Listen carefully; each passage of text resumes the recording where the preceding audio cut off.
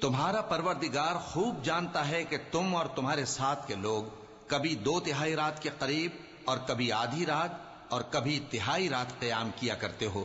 اور اللہ رات اور دن کا اندازہ رکھتا ہے۔ اس نے معلوم کیا کہ تم اس کو نبھا نہ سکو گے تو اس نے تم پر مہربانی کی، پس جتنا آسانی سے ہو سکے اتنا قرآن پڑھ لیا کرو۔ اس نے جانا کہ تم میں بعض بیمار بھی ہوں گے اور بعض اللہ کے فضل یعنی معاش کی تلاش میں ملک میں سفر کریں گے اور بعض اللہ کی راہ میں لڑیں گے، تو جتنا آسانی سے ہو سکے اتنا قرآن پڑھ لیا کرو،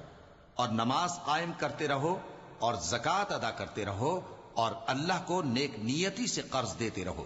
اور جو عمل نیک تم اپنے لیے آگے بھیجو گے اس کو اللہ کے ہاں بہتر اور صلے میں بہت عظیم پاؤ گے،